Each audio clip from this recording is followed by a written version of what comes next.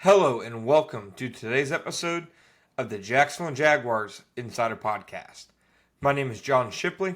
I am your host and beat reporter, and I have been your beat reporter covering the Jacksonville Jaguars for OnSI every single day since August 2019, and we continue to move forward through yet another season together. As always, you can find our 100% free 24/7 boots on the ground coverage of the Jacksonville Jaguars when you follow us on social media such as Facebook or Twitter at Jaguars on SI. You can also find us at www.si.com/NFL/Jaguars. All right, folks. Welcome to today's episode of the Jacksonville Jaguars Insider Podcast. My name is John Shipley. I am your host and beat reporter. Today we are going to give our final prediction for the Jacksonville Jaguars versus San Francisco 49ers this Sunday in San Francisco. Now, obviously, since we've last recorded, Robert Saleh has created a bit of a firestorm. I know Kyle Shanahan said that he was saying it complimentary, but Robert Saleh essentially said the Jaguars had a sophisticated sign-stealing system, a legal one, he noted several times, but regardless, Robert Saleh, whether intentionally or inadvertently, kind of threw the gauntlet down. If you go back and listen to the press conference too, I struggle thinking that he was going out of his way to pay the Jaguars compliments when you consider the fact that the question he was asked didn't have anything to do with that. If you go back, he was being asked about the defense's communication and Nick Bosa, and it nothing to do with the Jaguars. So, interesting comments made by Robert Saleh. We, of course, were there on Friday. Jaguars head coach Liam Cohen said essentially he wasn't going to talk about it. He wanted to remain focused on the game. We'll see if he wants to talk about it after the game on Sunday. I imagine probably no. But to me, the fact that Liam Cohen, said he didn't want to talk about it and very clearly pushed it aside and brushed it off, I think that shows that was something that, maybe got not under his skin, but maybe, wasn't the most well-received comments from Robert Saleh. I think that ultimately the Jaguars, aren't doing anything wrong. I mean, it's like Robert Saleh saying, shame on them for, going the extra mile and working hard. Because, again, this is all legal. You can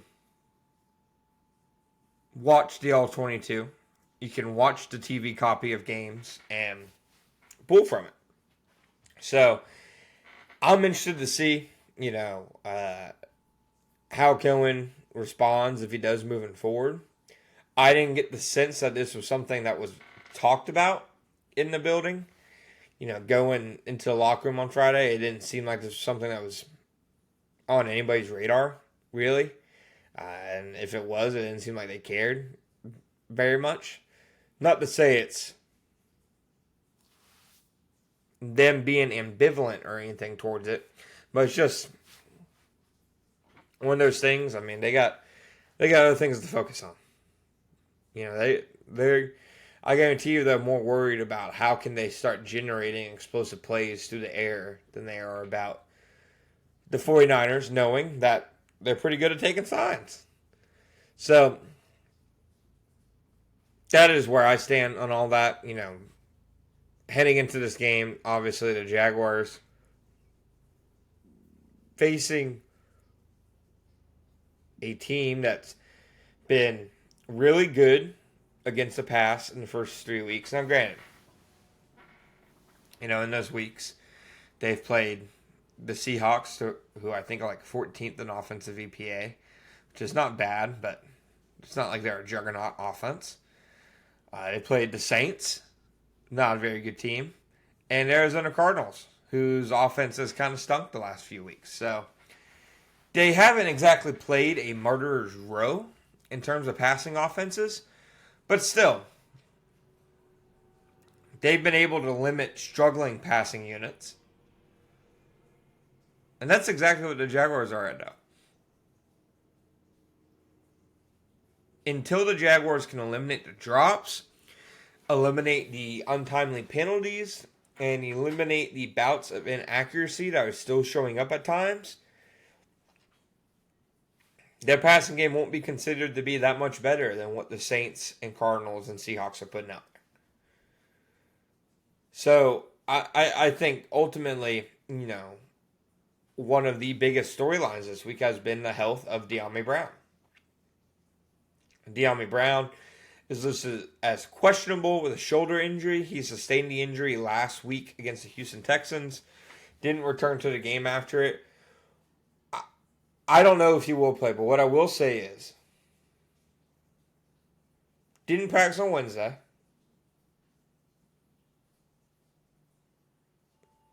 Was a limited participant on Thursday and Friday. And from what I saw, I didn't see anything that told me, okay, this guy is really hurting. This guy shouldn't be out there. I mean, he if I did not already know that De'Ami was dealing with the injury from, last Sunday against the Texans, I would have no idea that he wasn't 100% healthy. So, saw De'Ami be pretty active in the media viewing portions of practice over the last 2 days. And you also don't see anything with him in terms of a sling or anything like that. So my guess is that De'Ami Brown will play.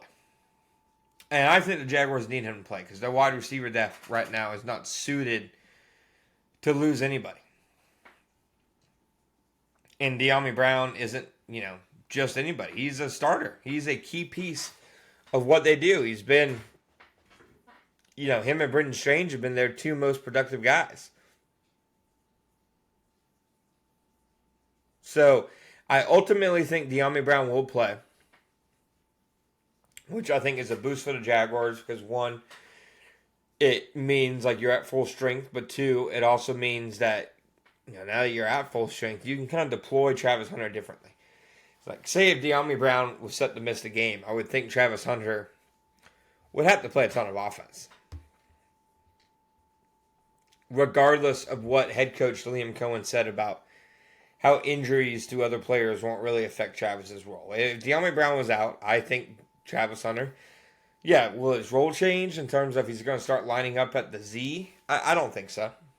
I think it'd still be the slot, but I do think that, his importance on offense would increase. So my guess is De'Ami Brown plays. I think it'd be a very good thing for the Jaguars. I think this weekend they'll be able to run the ball some. But they are playing a defensive structure that played against them very well against the run last week. Only had 6 runs in the first half because, they were calling runs, but they were having to get out of them because the Texans were getting into better looks. So, I think the Jaguars should be able to run the ball this week. I mean, the 49ers pass defense is better than their run defense. But I am also curious, do the 49ers and Robert Saleh kind of go with a similar game plan to what you saw from the Houston Texans last week when they just seemingly completely sold out for the Jaguars running game. Defensively, I think Brock Purdy being back isn't the best news for the Jaguars. I think obviously you'd rather face Mac Jones. I mean, Brock Purdy does a good job with his legs, creates a lot of explosive plays, but he still is a guy who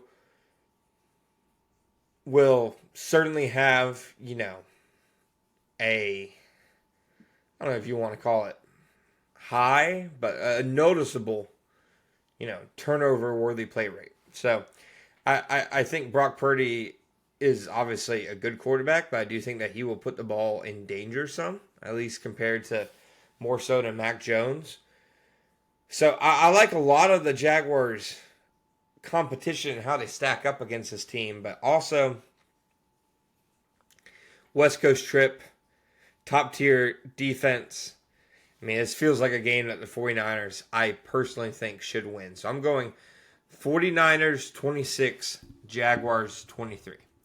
Thank you guys for listening to today's episode of the Jacksonville Jaguars Insider Podcast. My name is John Shipley. Be back next time.